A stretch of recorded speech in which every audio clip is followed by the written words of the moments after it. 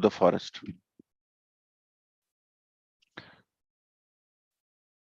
Translation by His Divine Grace, Sri Bhaktivedanta Swami Prabhupada ki jai. My dear Brahmana, as far as your daughters are concerned, they will find their own suitable husbands and go away to their respective homes. But who will give me solace after your departure as a sannyasi? Purport by His Divine Grace, Sri Bhaktivedanta Swami Prabhupada ki jai. It is said that the father himself becomes the son in another form. The father and son are therefore considered to be non-different. A widow who has her son is actually not a widow because she has the representative of her husband. Similarly, Devahuti is indirectly asking Kardama Muni to leave a representative so that in his absence, she might be relieved of her anxieties by his suitable son. A householder is not expected to remain at home for all his days. After getting his sons and daughters married, a householder can retire from household life, leaving his wife in charge of the grown-up sons. This is the social convention of the Vedic system. Devahuti is indirectly asking that in his absence from home, there be at least one male child to give her relief from her anxieties. This relief means her spiritual instruction. Relief doesn't mean material comforts. Material comforts will end with the end of the body, but spiritual instruction will not end. It will go on with the spirit soul.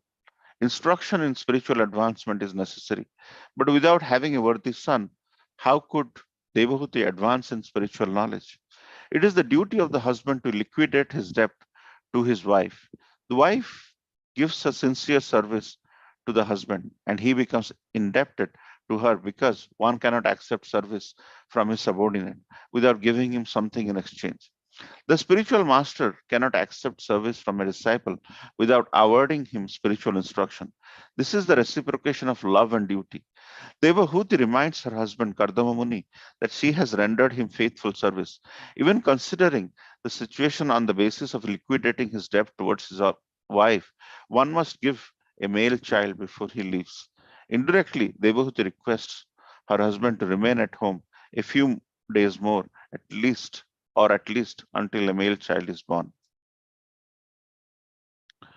Om Agyana Timirandasya Gyananjana Shalakaya Chakshurmilitam Yena Tasmai Sri Gurave Namo Sri Chaitanya Manovishtam Stapitam Yena Bhutale Swayam Rupa Kadamaiham Dadati Swapadantikam Vandeham Sri Guru Sri Utapadakammalam Sri Guru Vaishnavamscha Sri Rupam Sagrajatam Sagana Raghunatham Vitam Tam Sajivam Sadvetam Sabadhutam Parijana Sahitam Krishna Chaitanya Devam Sri Radha Krishna Padan Sagana Lalita Sri Vishakha Vitamscha He Krishna Karuna Sindhu Dina Bandhu Jagatpate Gopesha Gopika Kanta Radha Kanta Namastute Tapta Kanchana Gaurangi Radhe Vrindavaneshwari Vishwanaste Devi Pranamami Hari Priye Vanchakalpataruvyascha Kripa Sindhuvaiva cha Patitanam Pavanebhyo Vaishnavebhyo Namo Namo Jai Shri Krishna Chaitanya Prabhu Nityananda Shri Advaita Gadadhar Shivas Adi Gaura Bhakta Vrinda Hare Krishna Krishna Krishna Hare Hare Hare Rama Rama Rama Hare Hare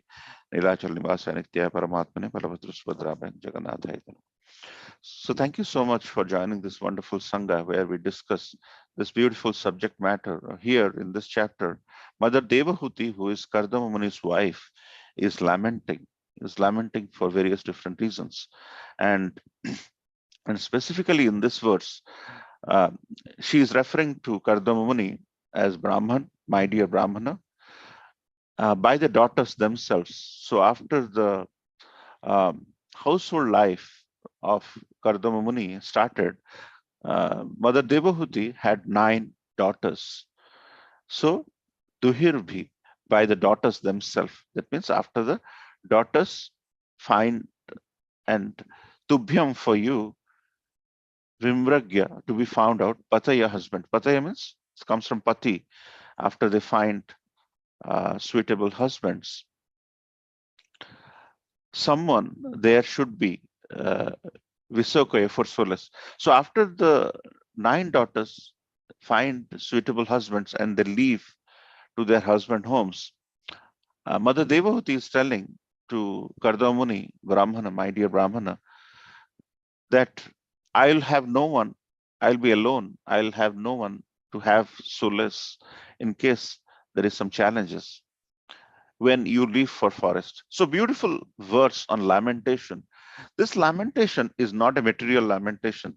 Lamentation often deals with, wish I could have made some more money, wish I could have had more plots, wish I could have got this position. This is the material lamentation. But here, Mother Devahuti is actually giving us a very beautiful message through this wonderful dialogue which is going on between her and Kardamuni. This lamentation is not to get money, not to have power among the subjects. The lamentation is not to get a lot of riches and power. The lamentation is teaching us a lot of wonderful things. And here, Srila Prabhupada is beautifully mentioning 3 or 4 things, which is very critical for our understanding in a Vedic system. So, in a Vedic system of reciprocation, when somebody does something, then at the end, the teacher uh, gives something in terms of the spiritual knowledge, the name, the mantra, the hidden mantra, the confidential mantra, and this relationship of the disciple who is getting the knowledge from the spiritual master, and the spiritual master onus to give something to the student is not defined quantitatively by virtue of I have done this much, I have done 10 days of work, my 10 days is worth, $1,000 a day, as we do in our jobs. And eventually, it's not a give and take, it's not a material quantitative exchange, but the exchange is actually such that the subject, in this case, the disciple or the person who has rendered service and now the spiritual master is giving something in return, can be valued through spiritual knowledge. So, so not only the mother, Devahuti, in this situation needs somebody to solace her, just protecting her. That's just a small indication. But the bigger indication, as La Prabhupada is mentioning, is when the material thing we all gather in our day-to-day life, house, car, this, that, it will end with our body. The comfort of material enjoyment will end with this body. However, the spiritual knowledge which we have acquired over a period of these dialogues we are having, over a period of this immersing in the festivities we are doing, that will stay beyond our life. This, it will go with our spirit soul. The spirit material knowledge what we acquire will end with the end of the material body, right in the middle of this purport Srila Prabhupada is saying. But the spiritual knowledge we acquire is going to transcend, it's going to go beyond our material body with the spirit soul. So that is profound thing in our ability to think. The way of thinking has to change in such a way that when we get something, when we do something, when we act something, when you talk something, it has a value, it has a class wherein it kind of, so there are some people who thinks differently, and Srila Prabhupada happens to be one such amazing individual and a soul who is understanding the lamentation, but the lamentation is not understood in the material sense. Lamentation is teaching us something which is more profound, which is more powerful in our ability to understand that, hey, Kardama Muni, my husband, Brahmana, is referring to Kardama Muni as Brahmana. And Kardama Muni, you are going to leave me. You're going to leave me. You'll go to forest to do your chanting service because you have finished your grihastha life and you're about to go. But hey, just before you go, think about me, because I may get protection by myself, but I will not have the solace of somebody who can give me spiritual education, who can give me spiritual knowledge to transcend to this. So this is a very, and here Mother Devotee is not asking for money, this house, this comfort to stay in the house. She is she is the daughter of Emperor Manu, and and she is very knowledgeable enough in that sense.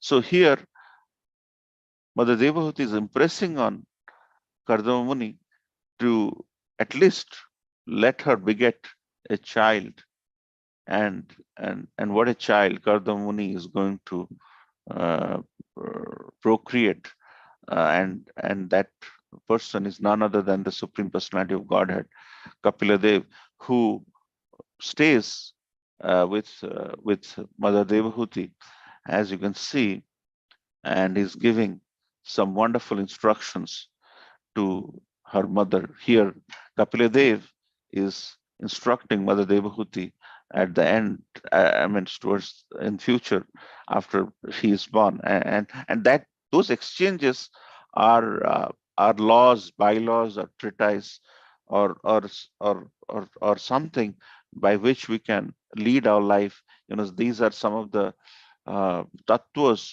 based on which we uh, we we lead. So in this verse, there are one or two things which we have to recognize, that it is important for us to think about succession planning. Succession planning is nothing wherein you are just giving the baton in a relay race to somebody.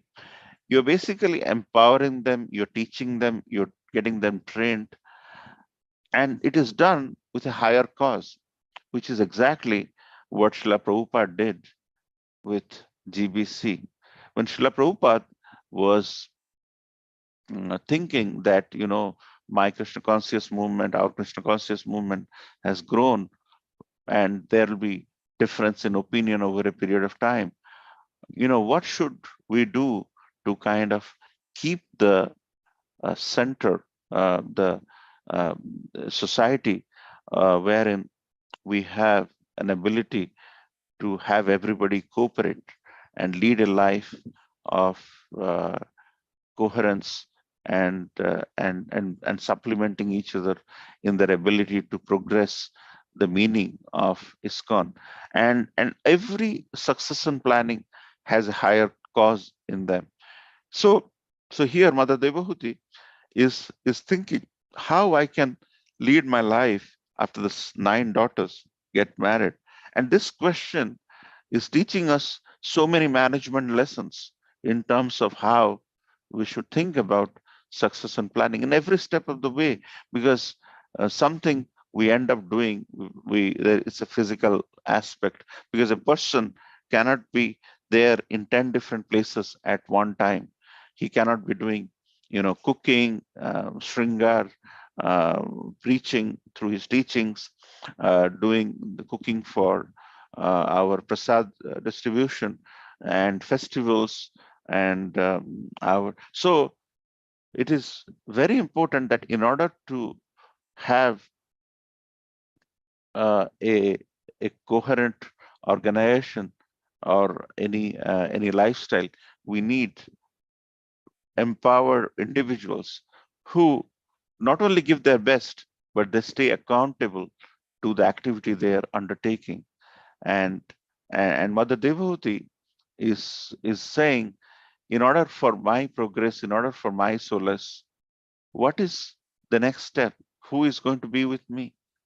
So it is done with a higher cause. And in the purport, Srila Prabhupada is saying, if a disciple is there safe for a certain time and he is serving him, the reciprocation the teacher gives, the spiritual master gives, is done for a higher cause. It is not done with the hourly rate in mind that you have spent 10 days or 20 days, and it is always done with a higher cause.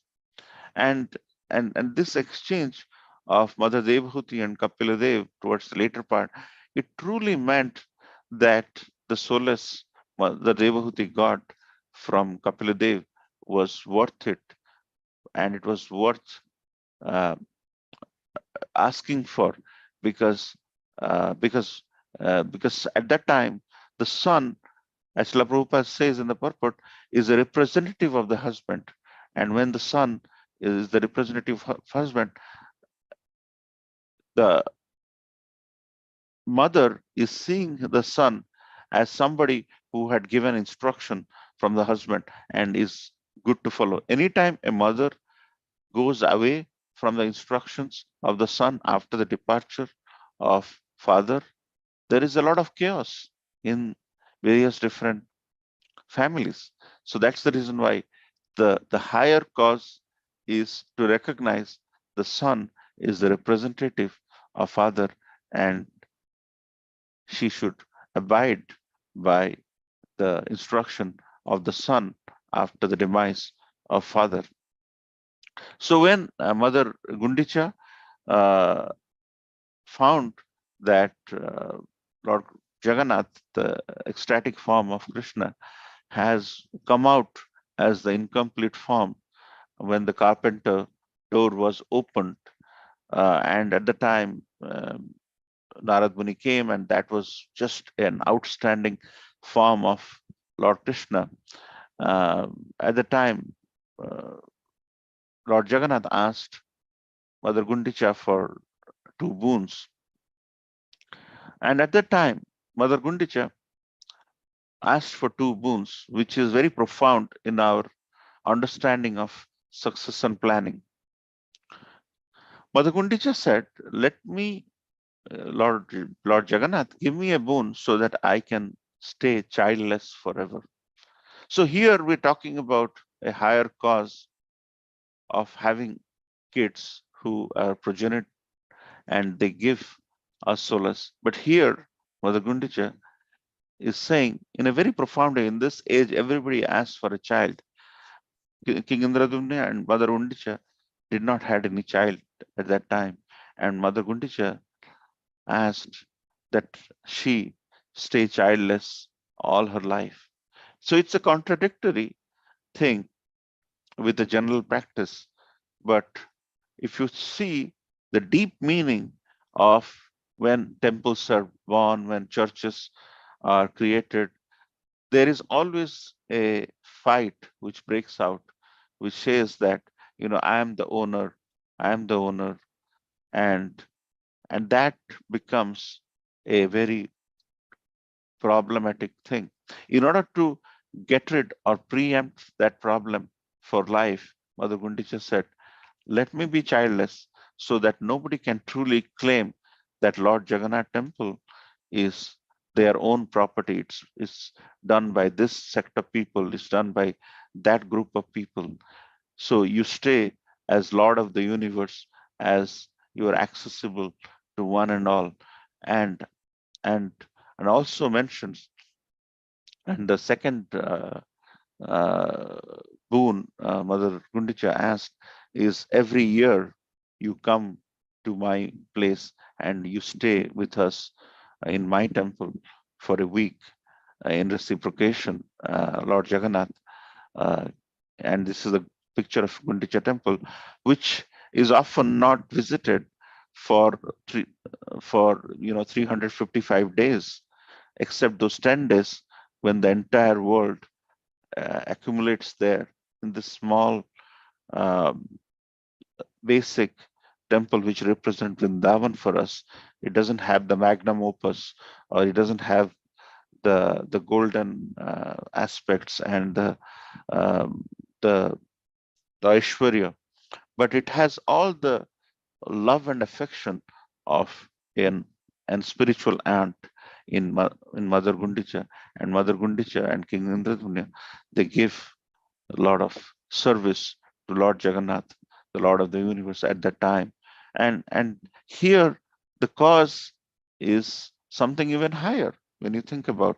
So whenever these reciprocations happen with the spiritual personalities which are very potent like Kardama Muni and Mother Devahuti. The Lord has different plans, and it is often done with a higher cause, and that higher cause has to be understood by us in a slightly different manner.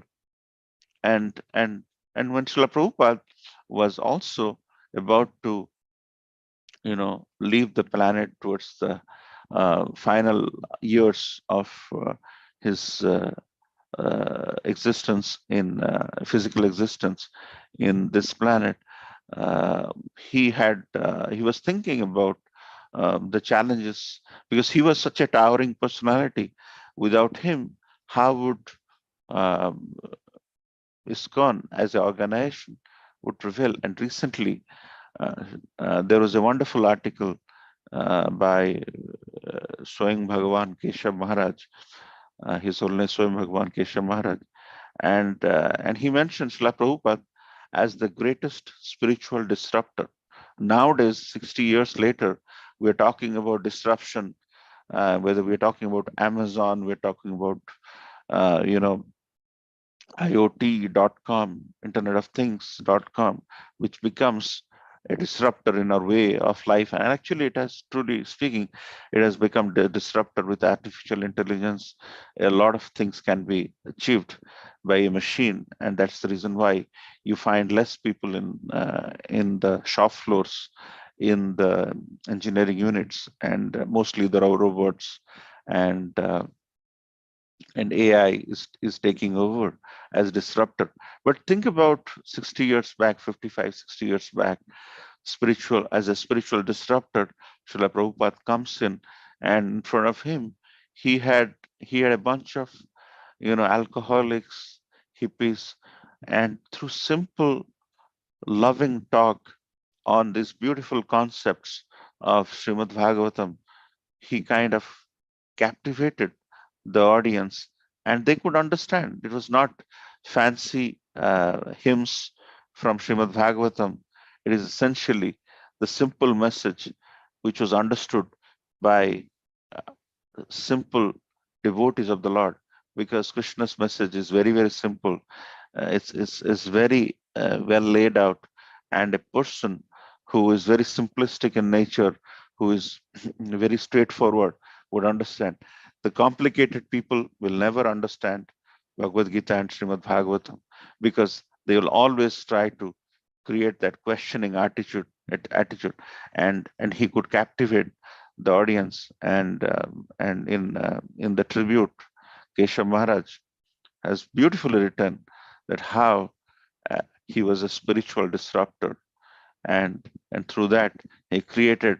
And he wrote it because just recently ISKCON completed the creation of ISKCON as an incorporation was completed, and it was 1966, so it must be 57 years. ISKCON is 57 years old. So, but when ISKCON became big, and towards the end, Srila Prabhupada ended up having 108 temples. So he felt the need for succession planning, exactly like how Mother Devahuti is feeling without a son when her husband is the leaving for forest, and then he ended up creating the governing body council in ISKCON. Everything, all the directives, all the decisions are made by them.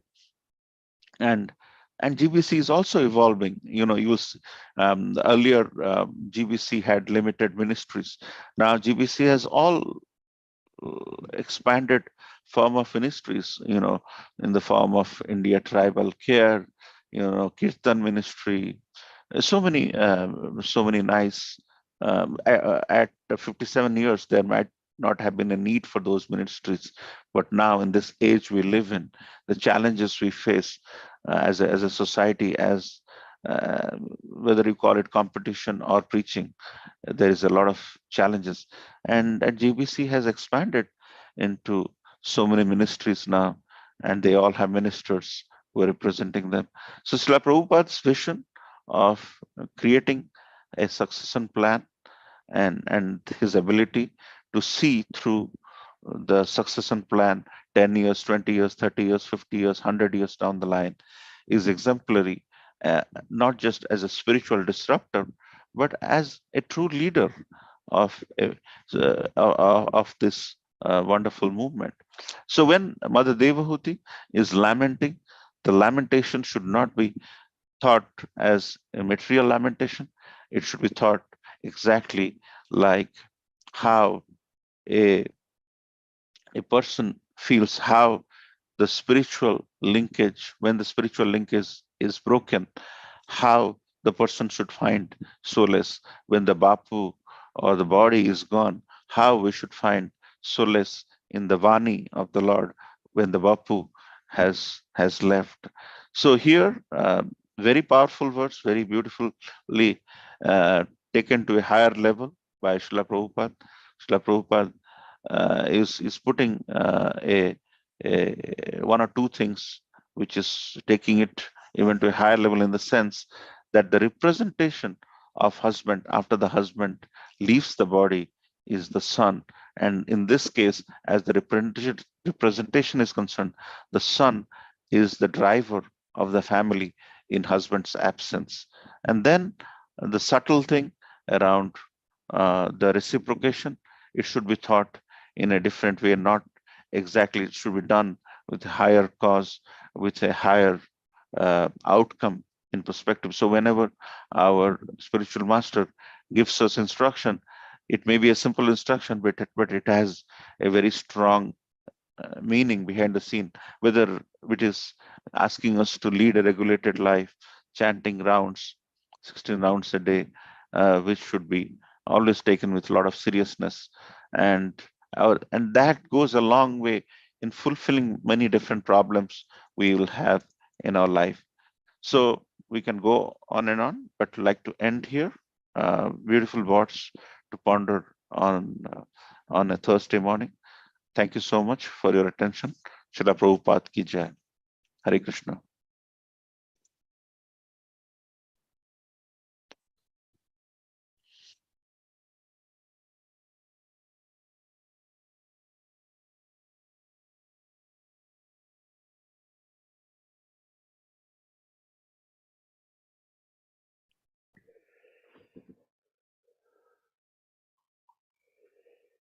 Okay, no questions. Thank you. Hema Jagannath Prabhu. We'd like to wish everybody a safe and Krishna conscious day ahead. Special day, Ekadasi, minimally fasting from grains and beans and increasing our Krishna consciousness.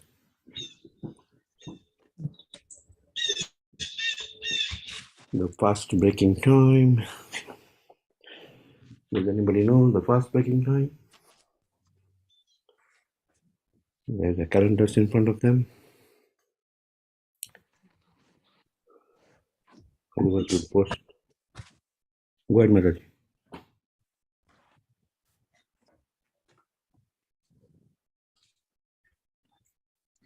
Satyavama Mataji, were you saying something?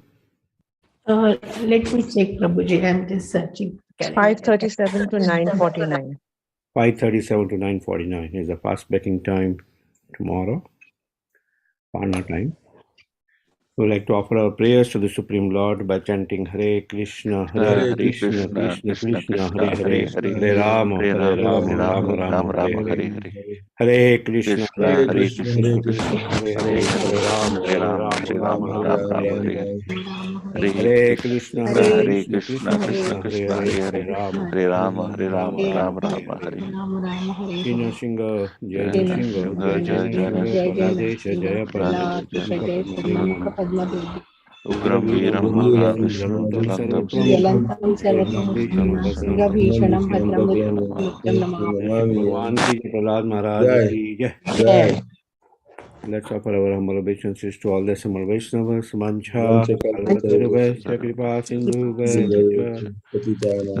Pavanavaya, Vaishnavaya, Namo Vaishnav Vrinda ki Jai, Granth Srimad Bhagavatam ki Jai, Srila Prabhupada ki Jai, Gaur Premanande, Hari Hari Hari. Hari.